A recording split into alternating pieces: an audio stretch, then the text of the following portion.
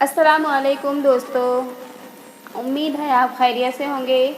आपके सामने फिर आज एक कहानी लेकर हाजिर हुई हूँ, एक सच्ची कहानी जो एक बेवा की थी जिसकी ज़िंदगी बहुत मुश्किलों से भरी पड़ी थी। तो आइए शुरू करते हैं। बेवा औरत की कहानी एक ऐसी दास्तान है जो न केवल एक महिला के संघर्ष को दर्शाती है बल्कि समाज में उसके स्थान और भूमिका की भी परछाई पेश करती है। ये कहानी हमें सोचने पर मजबूर करती है कि समाज में औरतों को किन किन समस्याओं का सामना करना पड़ता है और कैसे वे अपने अधिकारों के लिए लड़ती हैं। राधा एक छोटे से गांव में रहने वाली युवा महिला थी। उसके पति की मृत्यु के बाद उसकी ज़िंदगी में एक नया मोड़ आया।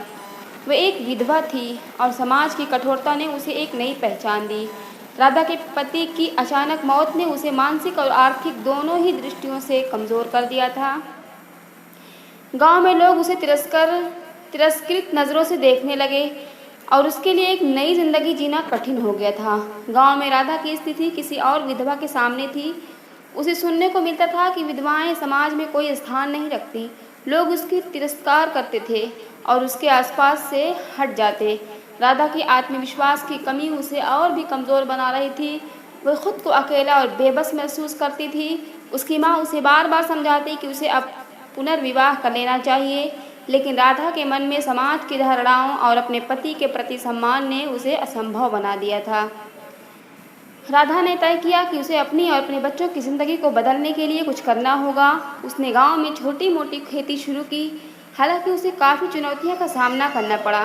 गांव के पुरुषों किसान उसे तुच्छ समझते रहे और उसे काम करने में कई बार कठिनाई का सामना करना पड़ा, लेकिन राधा ने हार नहीं मानी। उसने दिन रात मेहनत की और धीरे धीरे उसकी फसलें अच्छी होने लगी। एक दिन राधा ने देखा कि उसके बच्चे स्कूल नहीं जा रहे हैं। उसने सोचा कि अगर उसने अपने बच्चों का भविष्य सुधारना है तो शिक्षा बहुत ज़रूरी है। उसने गांव के स्कूल के शिक्षक से बात की और अपने बच्चों को स्कूल भेजने का फैसला किया। उसने अपने बच्चों को पढ़ाई में मदद करना शुरू किया। ये सब करने के बावजूद गांव में लोग उसकी आलोचना करते रहे। समय बीतता गया और राधा की मेहनत रंग लाई।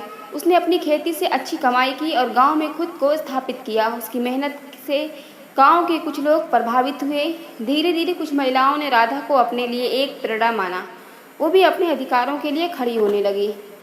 राधा ने अन्य विधवाओं और महिलाओं के लिए एक समूह बनाया जहां वे अपनी समस्याओं और अनुभवों को साझा करती थी। एक समूह ने गांव में एक नई चेतना का संचार किया। महिलाएं अपने अधिकारों के लिए जागरूक होने लगीं और वे खुद को कमज़ोर समझने के बजाय शक्ति मानने लगीं। गांव में धीरे धीरे राधा की पहचान एक मजबूत महिला के रूप में बनने लगी। उसने अपनी मेहनत और संघर्ष से न केवल अपनी ज़िंदगी बदली बल्कि दूसरों के लिए भी एक मिसाल कायम की।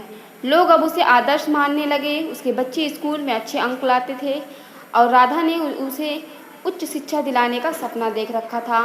राधा की कहानी इस बात का प्रतीक है कि एक बेवा औरत भी अपने हक और अधिकारों के लिए लड़ सकती है। उसकी मेहनत और संघर्ष ने न केवल उसकी ज़िंदगी को बदला बल्कि पूरे गांव में महिलाओं को प्रति दृष्टिकोण को भी बदल डाला। राधा ने साबित किया कि आत्मविश्वास और साहस से किसी भी बाधा को पार किया जा सकता है। उसकी कहानी हमें ये सिखाती है कि हर महिला में अपने सपनों को पूरा करने की शक्ति होती है, बशर्ते वे खुद पर विश्वास करें। राधा की यात्रा हमें बताती है कि समाज में परिवर्तन लाने के लिए एक व्यक्ति की इच्छा और मेहनत कितनी महत्वपूर्ण होती है। ये कहानी सभी बेवा औरतों के लिए प्रेरणा है, एक सीख है कि वो अपने जीवन की चुनौतियों का सामना कर सकें और अपने अधिकारों के लिए लड़ सकें। राधा जैसी महिलाएं समाज की रीढ़ हैं और उनके संघर्षों से ही बदलाव की शुरुआत होती है। ऐसे ही अच्छे अच्छे वीडियोस देखने के लिए हमें सब्सक्राइब करें, लाल वाला बटन ज़रूर दबाएं ताकि हमारे आने वाली वीडियोस आप तक पहुंच सके। Thank you.